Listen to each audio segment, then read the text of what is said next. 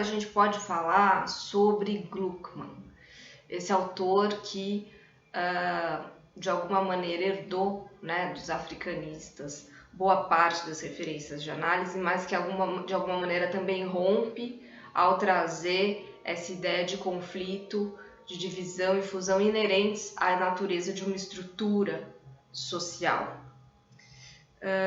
Gluckman vai também trazer uma questão bem interessante que permite a gente até pensar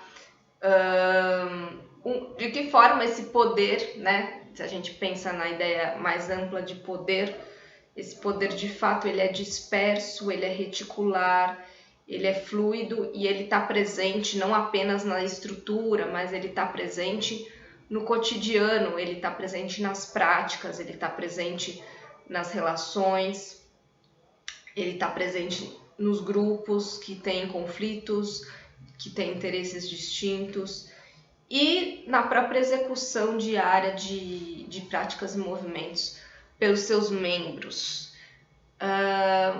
Os indivíduos dentro de grupos, vai dizer Gluckman, eles estão, claro, representando interesses diversos, eles estão representando valores diversos e eles têm motivos para se comportar de determinadas formas em determinadas situações. Ou seja, Gluckman também vai mostrar, diferente de uma visão mais estática da antropologia até então, que entendia aquele indivíduo pertence àquele grupo e por isso ele se comporta daquela maneira, né? Ele vai pensar assim, não, na verdade, os indivíduos podem pertencer a determinados grupos que são meio que contraditórios, né? E dependendo da situação, eles podem ser potenciais membros de outros grupos. E aí eles assumem comportamentos, tipos de vidas diferentes de acordo com cada situação. Ou seja, o Gluckman vai trazer a ideia do tempo, né, de uma temporalidade até rápida, fluida, que rompe um pouco com essa ideia plasmada de estrutura e mostra como existem valores contraditórios, crenças desencontradas, interesses e técnicas variadas, e os indivíduos podem, assim, assumir diferentes tipos de vida dependendo da situação. Então, a ideia de situação é muito importante para entender essa quebra que Gluckman vê, justamente a questão de comportamentos dentro de uma estrutura. Uma outra contribuição interessantíssima de Gluckman propõe uma distinção entre o que ele chama de sistemas repetitivos e sistemas em mudança. Então, os sistemas repetitivos, Gluckman vai entender que a cultura daquele grupo ela contribui para o equilíbrio, ela contribui para não haver tanto conflito. Existe dentro do repertório cultural uma maneira de solucionar os conflitos e isso acontece em determinadas situações e soluciona-se o conflito. No entanto, esse equilíbrio é colocado em xeque quando a estrutura, o aparato cultural não são capazes de resolver e aí os conflitos são engendrados porque não existe solução, né? Já os sistemas em mudança seriam processos de conflitos que acabariam gerando mudanças contínuas em determinadas organizações. Litt vai um pouco criticar essa ideia de equilíbrio que Gluckman propõe, porque, claro, para Litt, na ocasião que ele estudava, aquela sociedade Cashin que ele estudava, essa ideia de equilíbrio estava basicamente restrita ao plano ideológico, ao plano da aspiração, né? Não propriamente o que estava acontecendo na vida cotidiana, no mundo empírico, onde de fato havia uma série de conflitos o tempo todo. Gluckman, ele, com o passar do tempo, ele vai criticar a si mesmo, né, essa divisão entre os sistemas repetitivos e os sistemas em mudança. Ele vai dizer que isso não é adequado para todas as situações, isso pode levar a outros tipos de interpretação, principalmente se a gente for olhar para processos mais amplos da vida social. E aí, com o tempo, ele vai defender um outro tipo de análise, uma análise que entende os casos estudados particularmente como estágios de um processo dinâmico de relações sociais.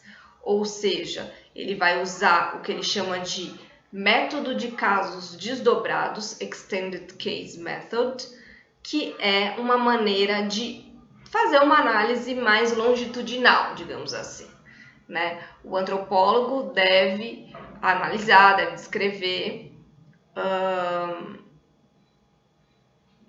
o mesmo grupo, as mesmas pessoas ao longo do tempo, uma série de situações, incidentes, processos, ou seja, desdobrar o caso único, que poderia ser um exemplo de algo mais geral. Não, ele vai falar, não, a gente tem que analisar diferentes situações daquele mesmo grupo, daquelas mesmas pessoas, para ver outros olhares, para ter uma análise mais ampla e dinâmica dessas relações.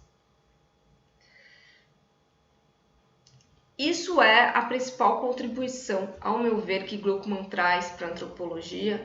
Então, pensar o movimento, pensar não só uma situação parada e plasmada, pensar a dinâmica, pensar os conflitos entre as pessoas, pensar de que forma existem contradições nessas relações, existem interesses, disputas de poder.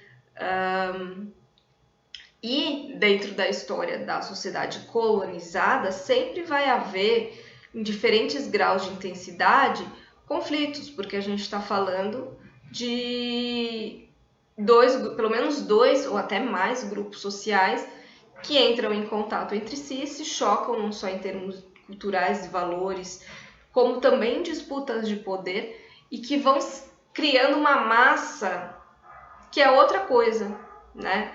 E que está o tempo todo ainda em processo. Afinal de contas, até hoje a gente vive os efeitos e os desdobramentos, por exemplo, aqui no Brasil, do processo colonial. E isso também tem que ser considerado. Então, por mais que a gente fale que hoje a gente viva em equilíbrio de forças, a gente sabe que é muito frágil esse equilíbrio de forças, e o tempo todo a gente percebe, principalmente tentativas do que a gente chama de supremacia do colonizador, de supremacia branca, né, dos jogos de interesse da elite branca brasileira, em cada vez mais ainda continuar com o poder para si e as disputas de poder, disputas até que vão no nível do simbólico de nomeação, né, de como narrar as coisas, os processos. Então, de fato, o conflito, ele está latente, né? E é isso que Gluckman também traz, essa ideia de conflito latente que traz aí, percebe-se que tem uma ordem estabelecida, mas na verdade a todo momento se afloram esses antagonismos, né? É só a gente olhar para várias situações do cotidiano para entender essas relações de força. E são relações assimétricas. Então, entender esses processos como uma complexa e intricada rede de relações sociais é a grande contribuição que Gluckman traz para a gente pensar a antropologia política.